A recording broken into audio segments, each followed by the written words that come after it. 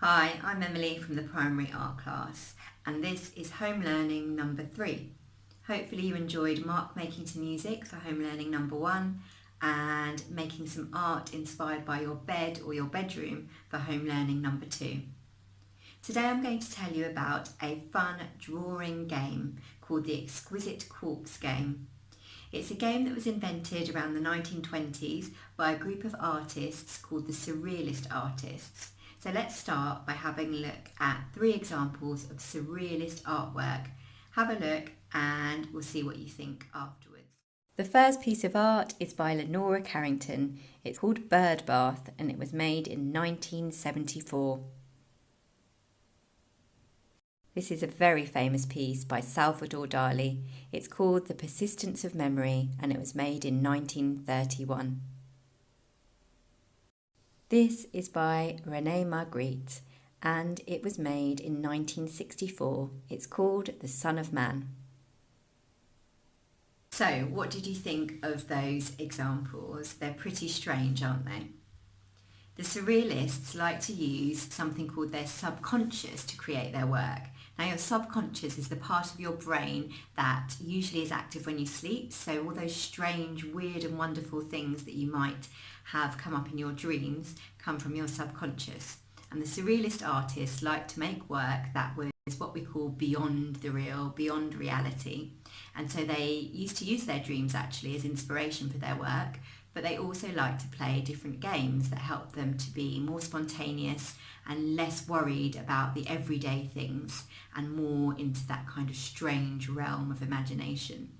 So one of these games is called the Exquisite Quartz game. You might have played it before and you might know it by a different name. Have a look. The first person draws the head and then leaves the neck sticking out so the next person can carry on. While you're drawing, please make sure that your partner or the other people in your group do not peep at your drawing because we want it to be a surprise at the end. The next person comes along and they add the upper body. You don't have to draw conventional people, use your imagination, be spontaneous and don't overthink it. We want to be as weird and wonderful as the Surrealist artists. Then the paper gets folded again, the next person comes along and they draw the legs, or whatever the lower part of the body is going to be.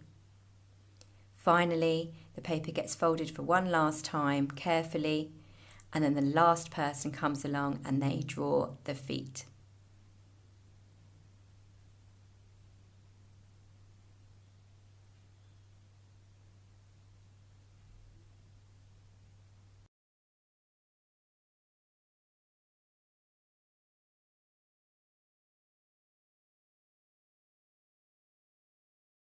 You know what to do, it's time to get started. Remember that this does not have to be a realistic drawing of a person. You might decide to have 3 heads on your character, you might decide to have a head of an animal or some imaginary creature, you might have wings instead of arms or 8 arms instead of 2 arms. You might decide to have a fish's tail instead of legs. Whatever you like, it's about using your imagination and being spontaneous. Don't overthink it, just draw what comes to your mind. When you reveal your character at the end, so when you unfold your paper, you could even add more colour to your design. You could name your character. You might even want to create a whole story to do with your character. And if you do several of these games, you'll end up with a whole gang of characters that you can use for other creative activities. Enjoy.